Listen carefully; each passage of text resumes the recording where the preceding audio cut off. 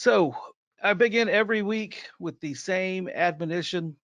Uh, my partner in crime, James Nally, is working today, so he was not able to hop on the show, but he was able to. We were able to talk uh, earlier this week about this particular topic, and it's something that we're excited about and passionate about as far as moving forward.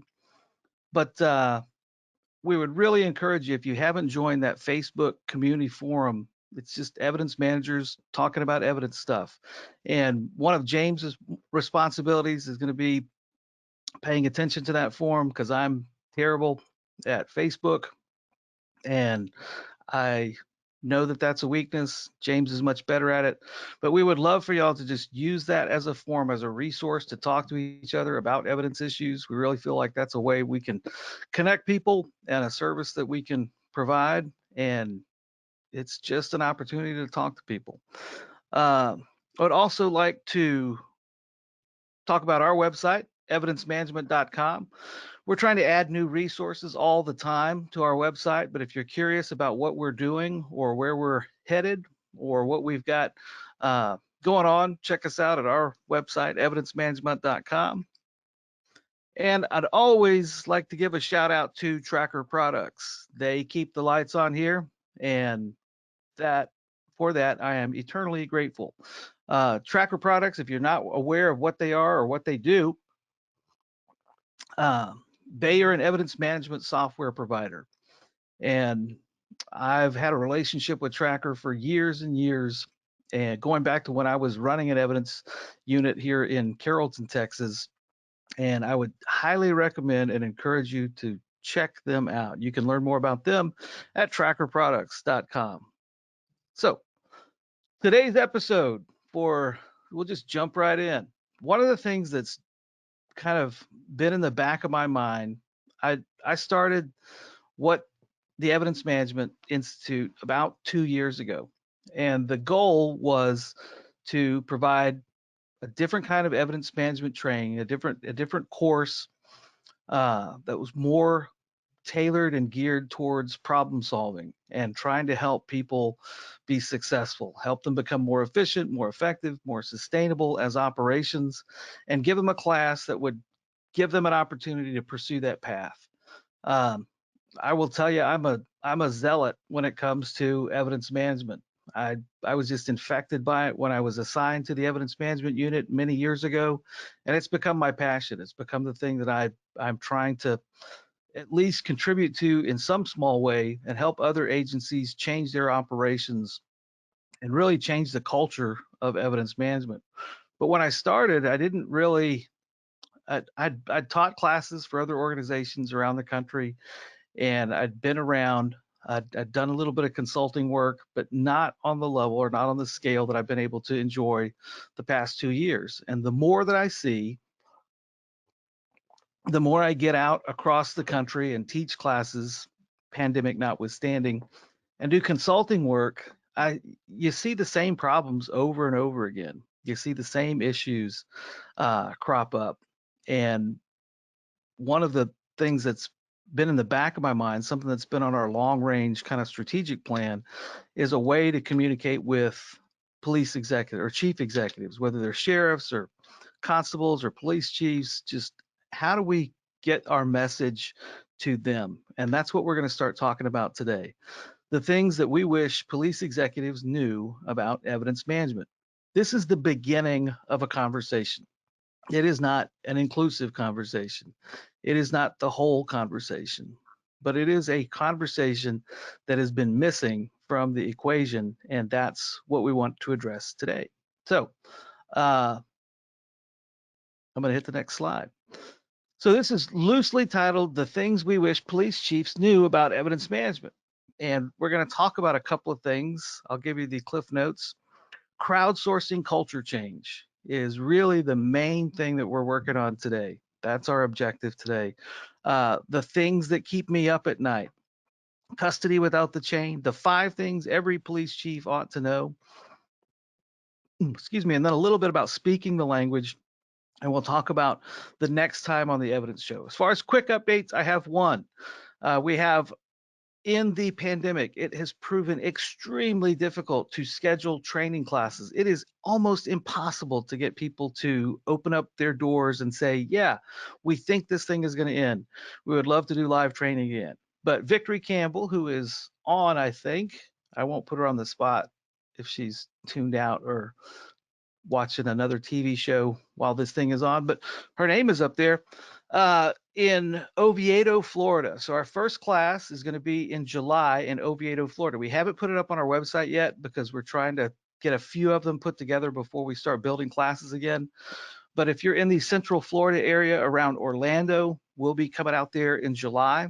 We're still working on Texas classes and California classes, but we would love to do some live training. Things are starting to open up. We think the pandemic is going to end before the next one begins, but so we're out there again. But I was really excited to be able to get one class, just one class post-pandemic on the books, and this will be a nice place. It's near a lake. It's pretty. It's in Florida. Uh, it'll be awesome. So if you're in the Central Florida area, please make plans to attend. I have a flash light covering the dates. So I'm going to scoot over, go behind the fourth wall, and I can't read it. I think it's in July. So that is an example of poor planning and poor positioning of lighting equipment. So I could not possibly get around it. Maybe I will tear the thing down at the end and give you the dates for that Florida class. But really excited about that. So we would love to get out. If you've got an agency right now that is thinking about opening its doors to training again, we will go wherever we are able to go. We'd love to be out there. I see uh, Don, we'll come to Jersey. We'd love to be in New Jersey. So if you've got an agency that's thinking about actually doing some training again, we would love to be there. So I'm going to stop talking about that because that's not what we're here about. We're talking about police chiefs and the things that we wish they knew. The 5 things every chief should know. And I want you to know that the 5 things that every police chief ought to know is a completely unfinished work. I mean, I've put some things out there that I think, but honestly, the things that police chiefs ought to know about evidence should really come from people working in an evidence room right now. I think I have a pretty good idea of what they need to know, but really I would love to flesh that out and make sure that what I think they need to know, that you think they need to know, because we're going to start working that problem this year, and I think it'll be fun. We'll talk a little bit about speaking the language. If you've joined us for any other, just had a small stroke, I think, but I'm better now. So we'll talk a little bit about speaking the language, which is a topic that we've addressed in the past. And Victory, before I go back, it's July 13th and 14th in Oviedo, Florida. Thank you very much. Speaking the language of executive level leadership, which is going to become a critical skill if we want police chiefs to understand our operations and the things that we deal with on a daily basis. So when it comes to crowdsourcing culture change, I mean, not with the pandemic. I mean, this has just been true for time immemorial, that evidence custodians, evidence management units, property and evidence units, just across the industry, and this bears out as true the more places that I visit, we're really in dire need of culture change. We need the culture around evidence management to change. The way that agencies package evidence, the way that we preserve evidence, the way that we return evidence to people that own the things that we store, even the thought process of an officer submitting evidence, all of these things that many agencies are in dire need of change. You are an evidence custodian. Your job is to take care of the evidence for the duration of its custody, but it's not yours. A lot of agencies still have that submit it and forget it culture with respect to evidence, where the officer turns it in, and then 3 years from now, when you ask them, hey, what do you want me to do with this? I don't know. I don't care. It's your evidence. It's not mine. It is their evidence. Those are just small examples of culture change. that are required.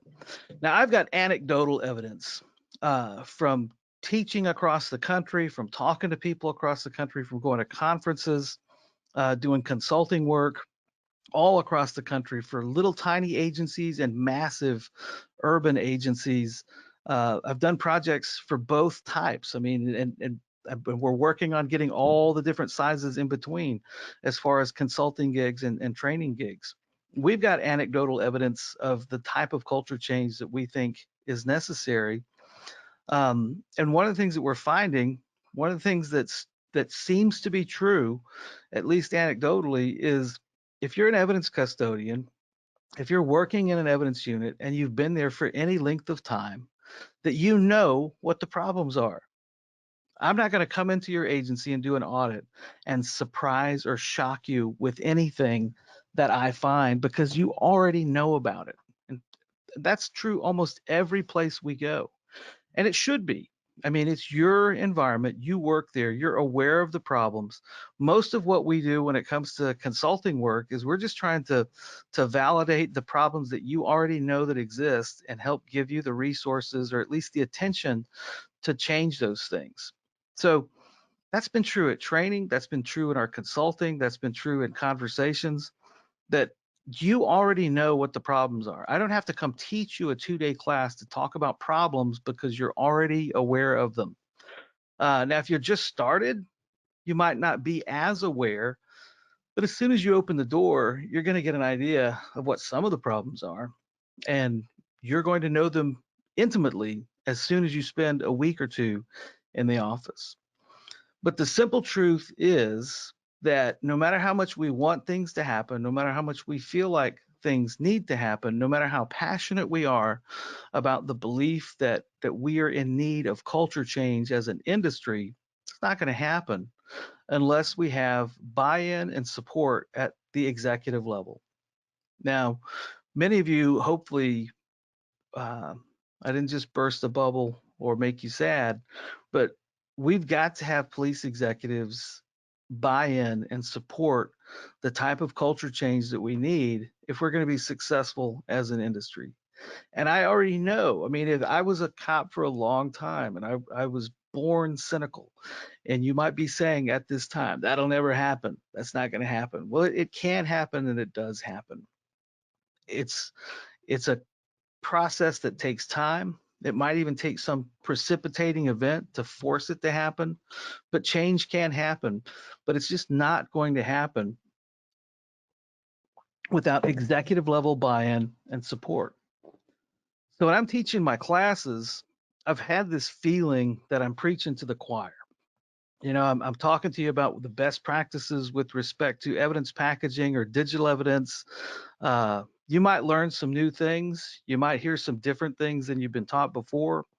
But by and large, our training classes, we're preaching to the choir. When I'm doing consulting work, I'm working with evidence custodians or supervisors or front level or supervisory level folks in the evidence room. I'm still preaching to the choir. Um, if I'm just preaching to the choir, then I'm not reaching everyone that I need to reach. And the Evidence Management Institute as an organization is not reaching everyone that we need to reach.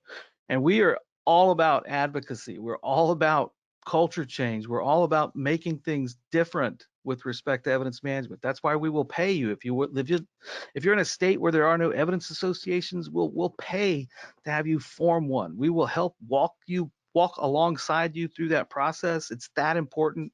So we're intensely passionate about culture change, but the one thing we know is we're not reaching all of the stakeholders that need to be involved in this change process. Um, so if we're just preaching to the choir, then we're not reaching everyone that we need to reach. We need to be doing a little more preaching at places where the choir doesn't congregate. So the goal here is to do a little bit of preaching at the bar, not necessarily a literal bar, but a figurative bar. Uh, and I like craft beer, so that'll be a nice foray for me, anyways. But we want to start reaching other people that we need in the change process who aren't in evidence rooms. So we're doing a couple of experiments. The first experiment that we're going to do, there's a CALIA conference, and I'm sure you're aware what CALIA is. CALIA is an accrediting organization. They have a teeny tiny little bit to do with evidence management. Their standards are, not sufficient to be successful, but certainly a great start. And I believe in CALIA. I worked at a CALIA accredited agency, and I worked at a CALIA accredited, non-accredited agency. It was the same agency. Uh, so there's value there. We're going to participate in their training conference in March of 2021, and the topic is the same topic that we're talking about today. What executive level leaders need to know about evidence operations. I've got some very specific ideas about that, but I wanted to do this show and get some input from you so that we can kind of crowdsource this and bring the chiefs a package of information, or not a package of information, but a cohesive body of information that really kind of gives a voice to people working in evidence management. We're going to start that in March of 2021. I think the CALIA conference is March 23rd. Our session, at least, is March 23rd. It'll be an hour, and it's our first experiment. It's our first opportunity to get in front of police executives, or at least accrediting officials with an agency, and talk to them about the things that they don't know or the things that they need to know about evidence management. But we're not going to stop there. The second phase is we're going to create an executive level training class for police executives, police chiefs, administrators, sheriffs, top level leaders on what they need to know about evidence management. I think it's so critically important to reach this audience that just hasn't been reached. They have not been a part of the equation, and we've got to have them in the fold in order to affect real and meaningful, lasting change. So that's phase two. But we would love to crowdsource a little bit of that, and we would love to make sure that all the voices that we're able to communicate and connect with have something that they can bring to the table, and have their voices and concerns known. Now, James sent me an email this morning, or maybe it was last night, and one of his favorite phrases that he hears from police chiefs when he's talking about evidence management to them specifically, and I think I've heard something similar too. It always kind of goes like this. Well, I don't, all chiefs don't talk like that, but for our purposes today, our chief talks like this. Well, the two things that keep me up at night, evidence and my drug unit. Okay, well, that's well and good. But the things that keep them up at night, it's not so much what keeps them up at night, it's what do you do about it? You know, uh, if your evidence unit is keeping you up at night, if having a narcotics unit is keeping you up at night, then that's a problem. That should be something that we need to work. So we're not going to deal with drug units. We're dealing with evidence operations. But what should keep us up at night? If something keeps me up, I know right now, as I'm aging, there are a few things that will keep me up at night. If I drink coffee, and I love coffee, but if I drink it after 3 p.m., that's going to keep me up at night. If I drink a lot of water, now this is way, way too much information. I'm oversharing here, but I know that that's going to keep me up, or it won't keep me up, it will get me up in the middle of the night. Those are solvable problems. So if you've got a police chief that says something to the effect of, one of the things that keeps me up at night is my evidence unit, well, then the next question to ask them is, okay, so what are you doing about it? And those are the questions that we want to start answering today. And I've got a few kind of assumptions about law enforcement and about the current state of the evidence culture that exists in our industry, that hopefully will keep them up at night and make them want to solve the problem, or at least work on the problem. I believe, and this has been true when I was serving as a police officer with no beard, much more hair, that we as an industry have always been luckier than we've been good. We've always been extremely lucky as police entities especially with respect to evidence, that no one has really kicked the tires on our evidence, on the evidence that we store and the evidence that we submit. That people that they've just not questioned the integrity of our evidence. They've not questioned our chain of custody. They've not questioned our documentation. They've not questioned our storage conditions or our accountability measures. It's not been questioned, and therefore we've gotten away with a lot that could be questionable. So we've been extremely lucky in that respect. We've not necessarily been good. Good would mean you do the right thing at the right time for the right reasons. We've been lucky, so you don't hear a high number of cases that are kicked out specifically related to evidence. You just don't hear about it. There are news stories that pop up when there are egregious things that happen with respect to evidence, and sure, those things will make the news. But by and large, we've been very lucky. We've not necessarily been good. It is very possible for us to change that part of the culture, not rely on luck, because luck will wear out. And you don't want luck to wear out at an inopportune time.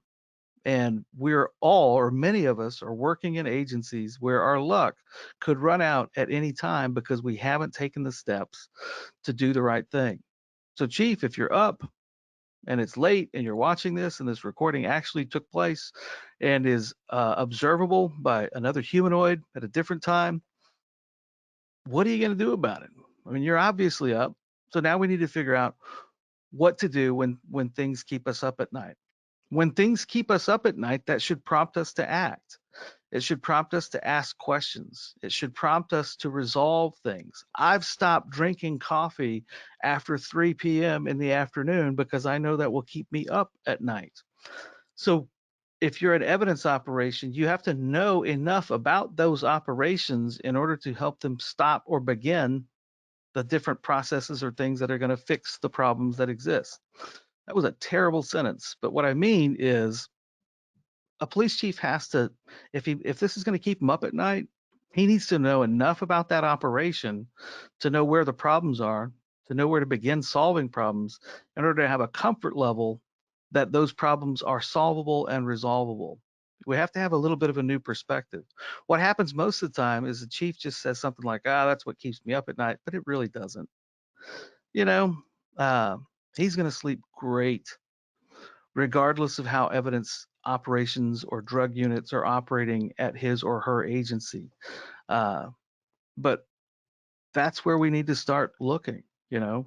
If it is true that this is one of the things, and it is absolutely one of the easiest areas for a chief executive to lose their job or lose their agency or lose the faith of the people that hired them or the public that supports them, it's when they find that there are problems related to evidence or integrity or use of force. Those are the things that will cost an officer or a police executive their job the fastest. So we need to have a little bit of a new perspective on that.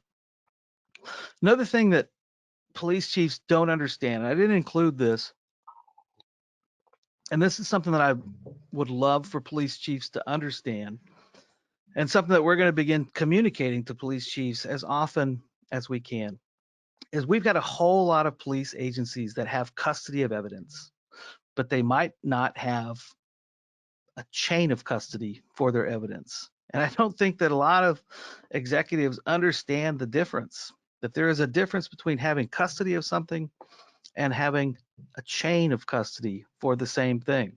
Everybody's got stuff. I can't tell you how many vaults I've been in where there's a lot of stuff. There's a lot of stuff piled to the ceiling, sometimes row after row after row after row.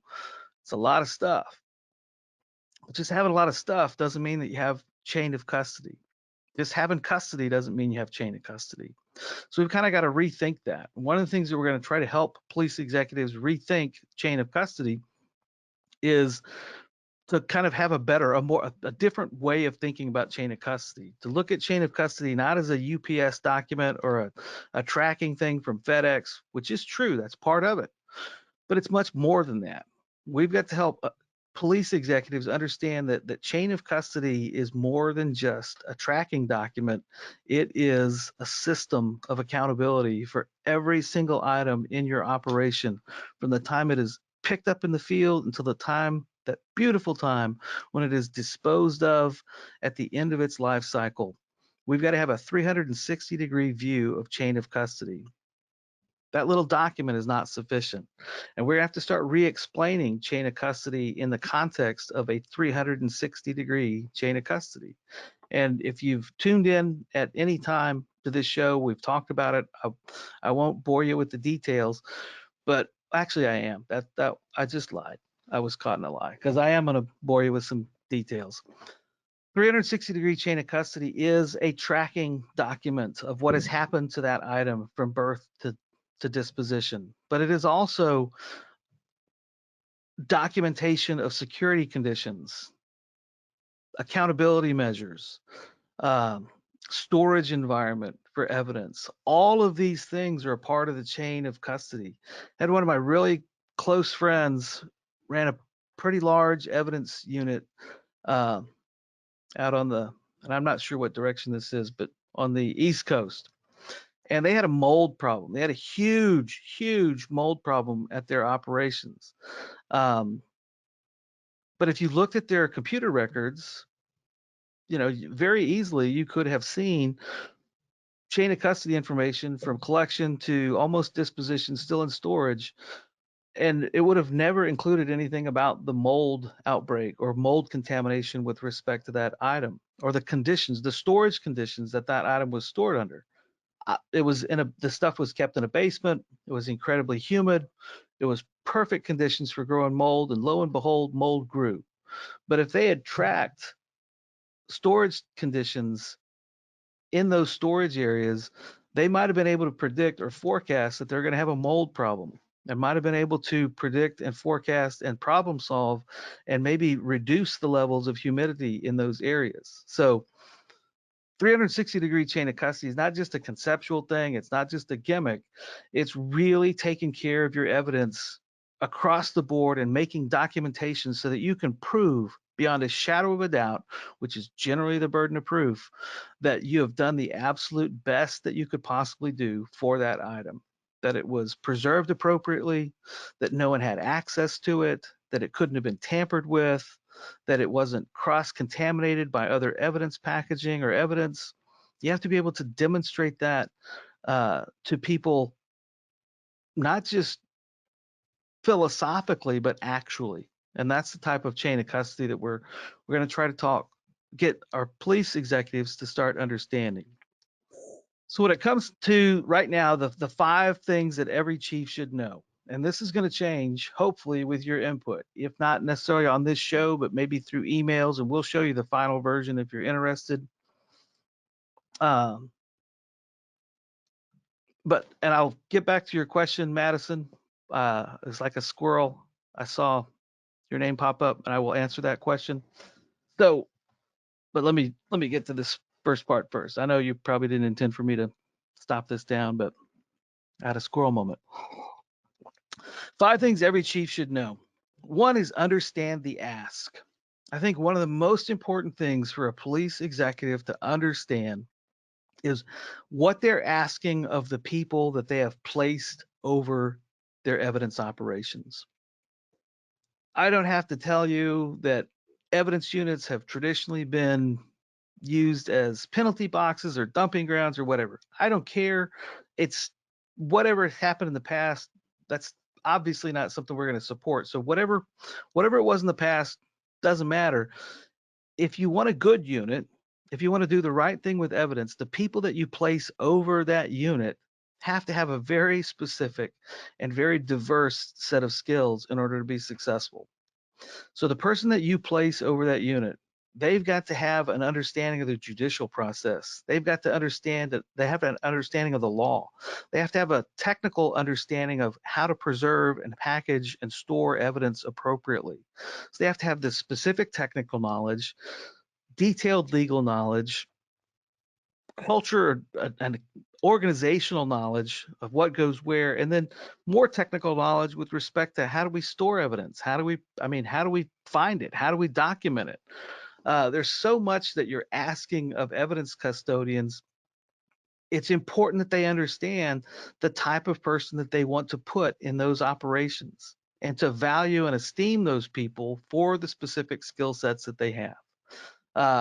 But if a police chief doesn't understand what's important or what an evidence custodian does, then they're never going to understand the type of people that they need to be looking for to select to put them over an evidence unit. I have a friend that just took over an evidence unit in a rural community in East Texas. I haven't asked permission, and I don't think she logs in here, but the police chief couldn't have made, or it was actually a sheriff, the sheriff couldn't have made a better decision than to put this specific person in charge of evidence at this sheriff's agency. And she called me when she was thinking about signing up for the job. Hey, you think I'd enjoy this? I said, absolutely. You're detail oriented. You believe in making sure that the right thing is done over the expedient thing. You pay attention to detail. You don't mind speaking your mind and speaking out and speaking up, and you don't mind hard work. And because you've got those 5 qualities, I think you're going to be incredibly successful. And we walked in and it's a mess. It's an utter absolute mess. They've got no documentation. They've got no storage. They got nothing. But she's going to be successful because she's got the makeup that is going to help her be successful and turn that thing around. Police chiefs need to be able to identify people with those type of skills and those skill sets in order to work in their evidence rooms, because you need a very specific type of person that can deal with all types of people. And we'll talk more about that. Second thing I think police chiefs should know, well, that's maybe not the second, so I guess technically there's 5. If there's a problem at your agency, it's your problem. You're an executive. The buck stops with you. So if there is a problem at your agency, it is your problem. It is incumbent on you to fix it. Even if you can't fix it yourself, it's incumbent on you to make sure that you put people in place that can fix it. Now that seems like an oversimplified thing that you wouldn't necessarily have to say, but it's absolutely true. Um, Nothing's going to happen if the police chief doesn't put the right people in place to solve those problems. Now, simply put, there are 5 things that I think police chiefs need to know about their evidence operations, just day in and day out. And we'll talk about these. But how much stuff do you have? What do you have in inventory? How many items do you have stored in your custody right now? And that you can break that down into guns, money, and drugs. How much money do you have in your vault right now or in your evidence room right now? How much currency do you have on hand? How many firearms do you have on hand? How many drug items do you have on hand? What's the total weight of those drug items if you really want to get fun and creative? What's the total value of the currency? How many handguns? How many rifles? How many biological evidence items do you have in your custody? How many SANE kits do you have in your custody? All of those questions a police chief needs to know, or they need to be able to pick up the phone or get on the radio and well, you wouldn't want to get on the radio. Ask that question and have that answer in seconds, not minutes, not days, not hours. But they need to know that. Even if they don't feel like they personally need to know it, they need to have access to that knowledge immediately. If those are unanswerable questions at that particular executive's agency, then that is one of those things we call a clue that there might be problems. Police chiefs need to know whether or not they're doing it right. I don't pretend to think that every police executive, every sheriff, every police chief needs to be an expert in evidence management. That's just not going to happen. Uh, they've got a whole different slate of issues and a whole different focus on the entire organization in order to be successful. But they need to know at least how to ask the right questions and know enough to know whether or not we're doing it right. Police chiefs need to know about the accountability processes that are in place at that agency. They need to be able to know the last time that an audit was performed or the last time that an inventory was performed. They need to know the last time an inspection process occurred at their agency. Those are just things that police chiefs ought to know. And even if they can't recall it from the top of their head, that's not the important thing. The important thing, oh, never mind. Am I still broadcasting? Okay, just had something pop up. Uh, Even if they're not immediately knowledgeable of that, they need to be able to bring that information up or ask the right person. Okay, I just had something weird happen on my screen, so I thought I lost everything. So obviously that didn't happen. So we'll just move on as if I didn't have just this weird segue in the middle of my talk. Have you equipped your agency for success? Do they have the right resources in order to be successful? Now, to answer that question, they would have to know a little bit about who they've got on board. And when I'm talking about resource questions, we're talking personnel resources, we're talking technology resources, we're talking storage and capacity resources. If they can't answer those very basic, simple questions, do you have enough space? Do you have enough people? Do you have the right technology on board? If you can't answer those questions, then that's another red flag for a police officer or for a police executive. Last question, or last two questions. If everyone that works for me in the evidence unit or property evidence unit or evidence management unit, whatever you want to call it, if they all quit tomorrow, what would happen? And if the answer is, well, I would just sit down and cry, that's not the right answer. If you don't have built into your operations as an executive continuity, next steps, what happens when everybody leaves, or if everybody quits, or if we have to fire everyone, whatever worst case scenario, if you don't have a plan for what's next, then that's another red flag. That's something that every police executive needs to know, or at least needs to be able to have the person on board that can answer those questions. And my favorite question to ask a chief, and this is kind of telling, is can you get into the drug vault? And there are two types of chiefs out there.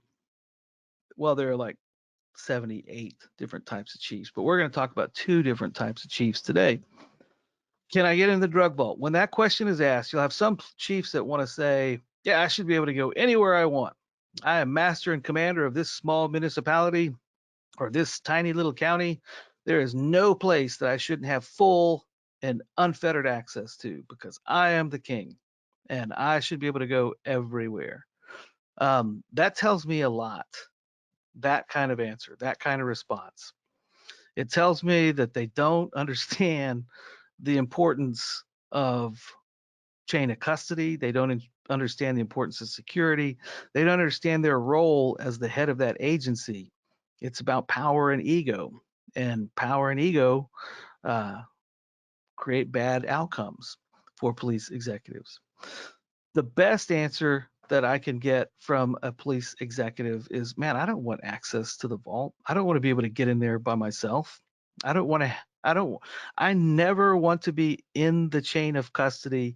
And I understand that if I have access to the vault, I'm always part of the suspect list if anything goes missing.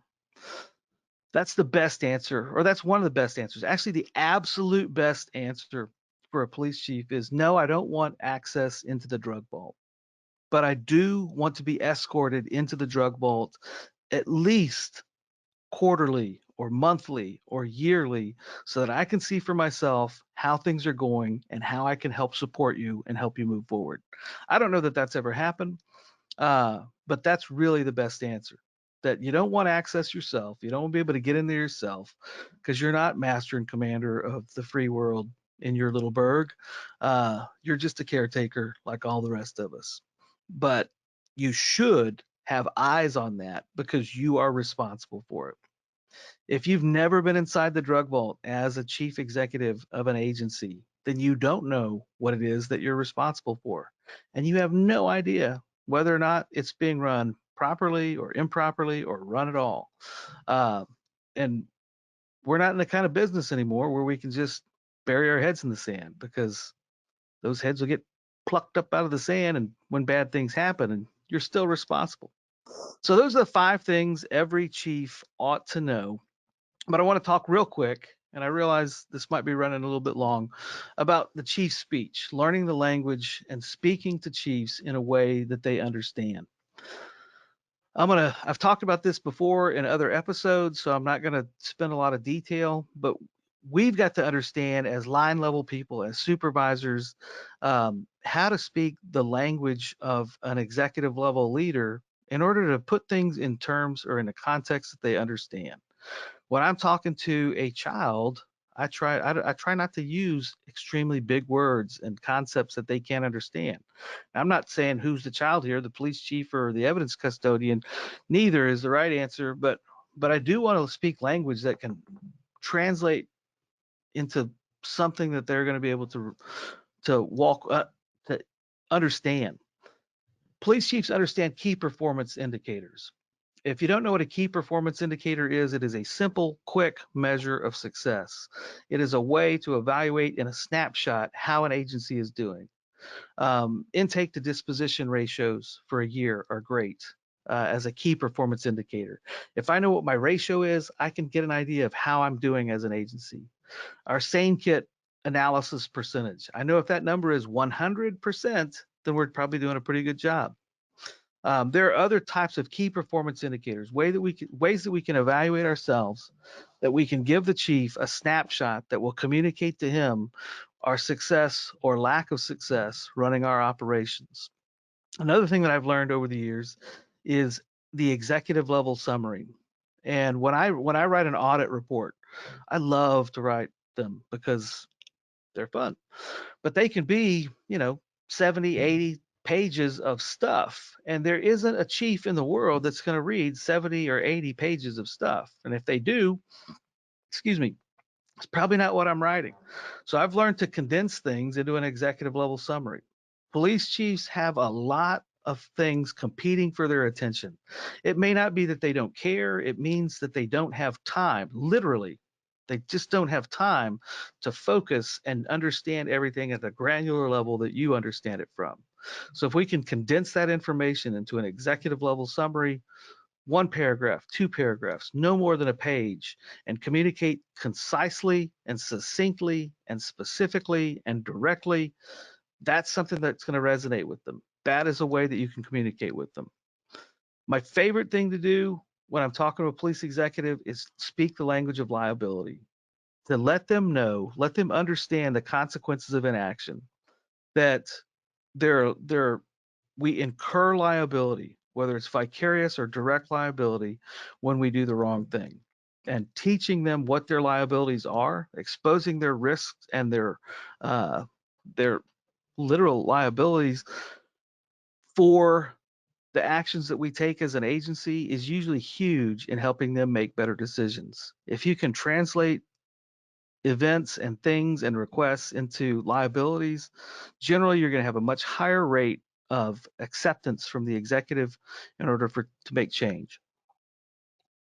Another fun thing that you can do is or speak the language of cost. Police executives, we're all competing for resources, and there are different types of costs that we need to talk about when we're dealing with evidence or when we're dealing with evidence management issues.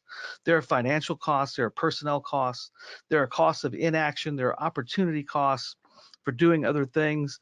Those are the types of cost terms that we need to start focusing on when we are providing them solutions for our problems. And again, I say we're providing them solutions to our problems because you don't want the police chief, the police executive to solve your problems because they don't understand what you're doing. You need their trust, you need their support, but you need to bring them solutions for your problems. Those need to happen in business plans. They need to be objective, not subjective. You have to learn how to communicate to them so that they will be able to communicate to you and make decisions quickly based on the information that you've given them. So that's a little bit of our responsibility. What I would love to do, I'm going to answer some questions at the end if there are questions, but I would love to get from you just feedback. And it doesn't necessarily have to be in the little question and answer screen, but if you had a list, 5 things that you could tell your police chief. Now, if you have significant negative, harsh feelings towards your police chief, that might just be one word over and over and over again. That's not necessarily going to help.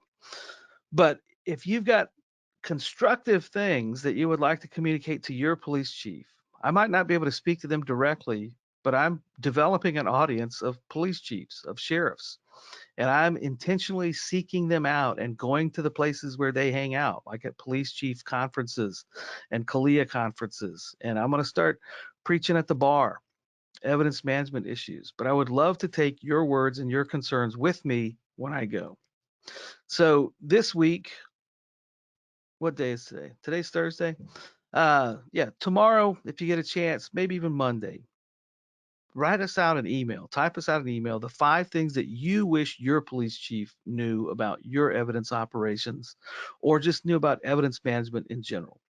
If you'd like to share them here, take a moment, put them in the question window. We'll go over them. But really, we're going to start bringing the conversation out of the evidence vault and into the administrative offices.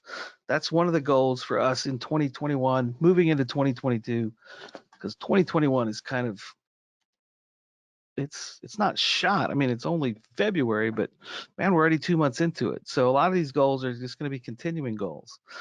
So if you've got the 5 things that you would tell a police chief if you had the opportunity, anonymously maybe, uh, share them with us. I'll give you a couple of minutes to share. Okay, here's like one from, and I'm going to read names. Training is important. That is absolutely, and that helps me selfishly. Training is critical.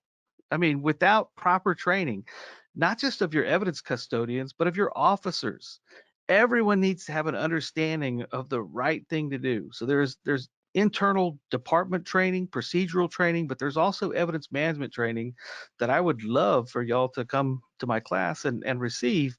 But training is absolutely critical, and that's certainly something that we will carry forward. So let me look at the list. I'm going to answer one question here before we continue. So if you've got things that you would say to your police chief, whether you're typing me an email now or writing them in the question, I want to come back and answer this question.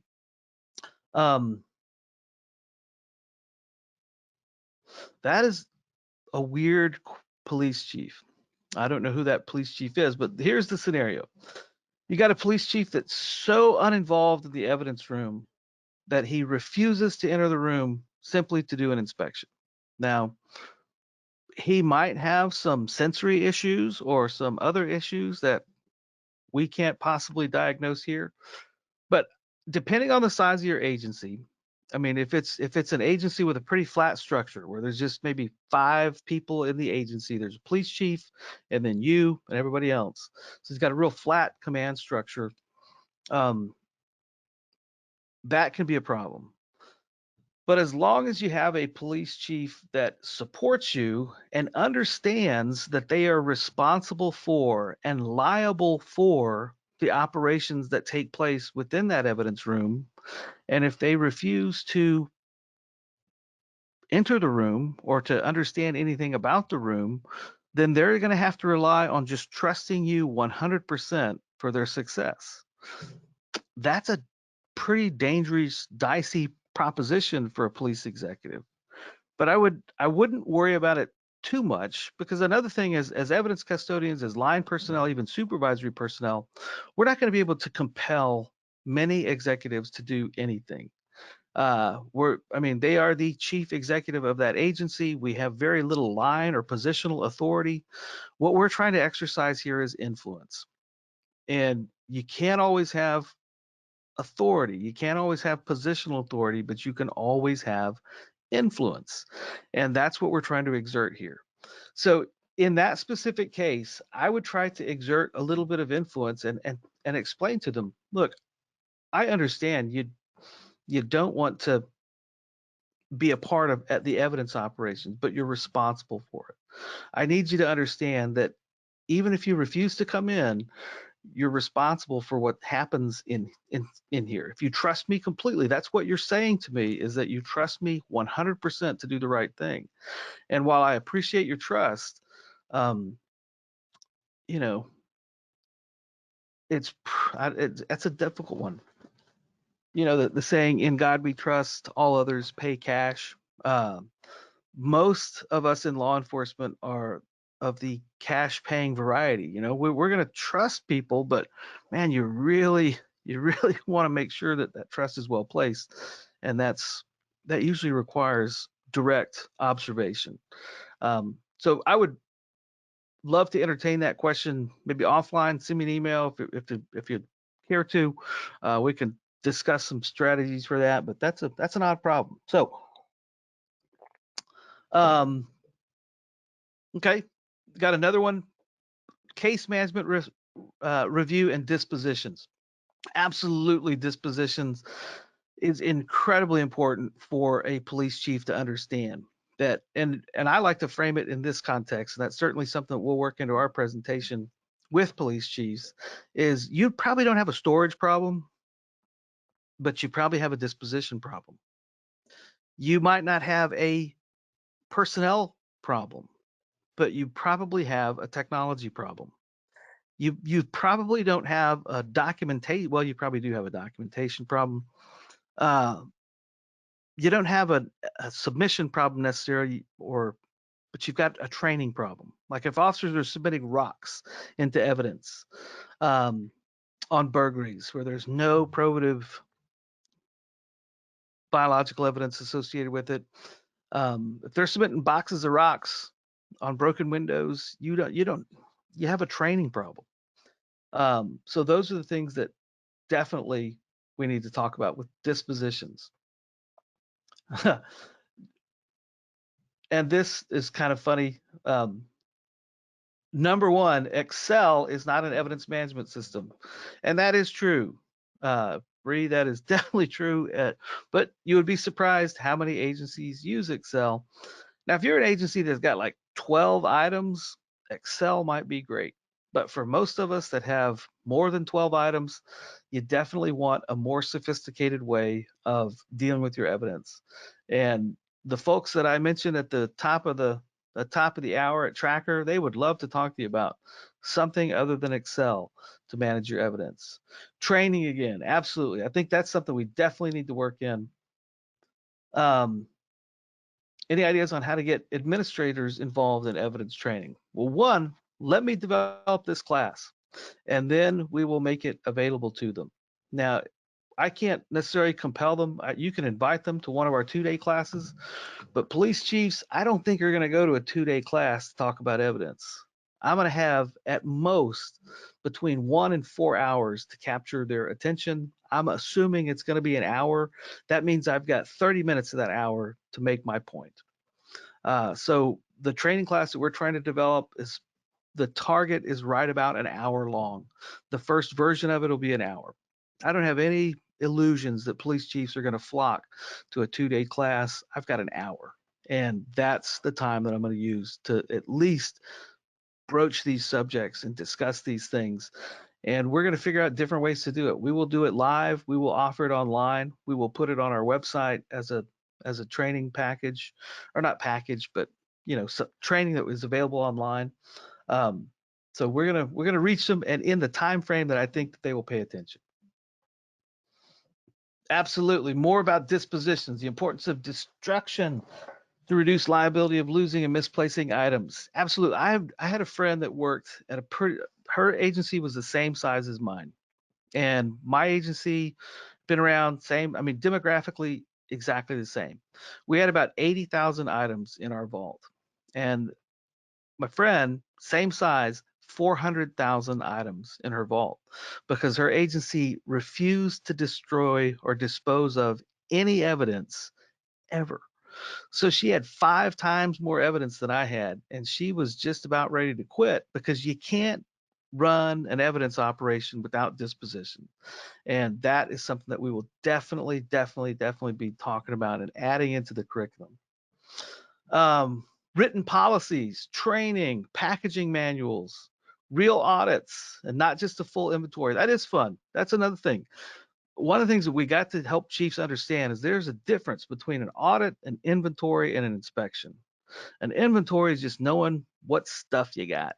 An audit is knowing whether or not you're doing the right things, or whether you're in compliance with laws, with policies, with procedures. There's a huge difference, and that's one of the things that we'll teach in our class. and you need help, holler at me offline. We'll see what we can do. Again, training, equipment, security, support, organization. I think we're seeing some very common themes here. And if you are interested and you would like to add to this conversation, or if you're interested in seeing the class that we do in March as kind of the beta test, holler at me. Let me know. Now, one of the things that we're working on is planning things out a little further in advance. So I've got the next 4 episode dates on the calendar. If you're interested, we will send you an email. But we've got March 18th. We'll do one on tax day, April 15th, May 20th, and June 24th. We're always going to be broadcasting at 2 p.m. Central Time, which is different than your time if you're not here in Texas. And I can't do that math for you in my head. But couple of future shows that we're going to do. I think one would be pretty fun, and it speaks to the Excel spreadsheet, is why care about software? Why bother? Why even worry about whether or not you're using an RMS or an Excel spreadsheet or an evidence management system?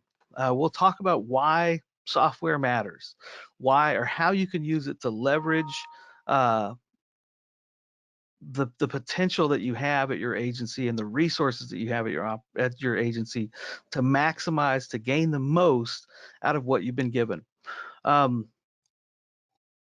going to do one show, and this is going to sound boring, but it's not. I promise. We'll make it exciting. I don't care if I have to bribe people, but one of the things that I found is a paper bag is not a paper bag. A tape, packaging tape is not necessarily just packaging tape. Boxes ain't boxes. I've been to so many agencies in the past 2 years where paper bags mean little tiny like doily things, or a plastic packaging is like more flimsy than a sandwich bag that would be packed in a lunch. So one of the things that we're doing at the Evidence Management Institute is we're implementing some guidelines, some suggested minimum specifications for packaging material. When you need packaging tape, what kind of tape do you need? What thickness does it need to be? All the things that you don't want to research on your own. The weight of a paper bag. What's the appropriate weight of a paper bag or craft packaging? We're going to roll out some of those minimum specifications and explain why we think those things are important. I'm insanely excited about that because I hate going to places and seeing like a teeny tiny little lunch sack with things ripping out of the bottom just because they haven't purchased or had access to the right materials and equipment. We're going to do a live and in-person remote from SoCal with James. We're going to go out to a couple of agencies, or maybe we'll start with one, but do some live tours, live online tours of evidence operations. James is going to work on those and pull those together. We're going to do one show about digital evidence, specifically disposing of digital evidence. One show entirely about how do you get rid of digital or electronic evidence. And then we're going to follow up this conversation with the things I wish officers understood. I don't necessarily have a format. I want to reach the chiefs first, but just one show on what we wish officers understood about evidence. And we'll talk about some of those things and maybe some strategies for bringing that into our culture as well. I think that's pretty much it. It was 2:59. I have talked for a long time and a lot of you are still here. So thank you. I'm going to hang up right now and let you go. If you have questions, email me. Have a great week. Thanks for playing, and I'll see you next time. And next time will be March 18th. Have a great day.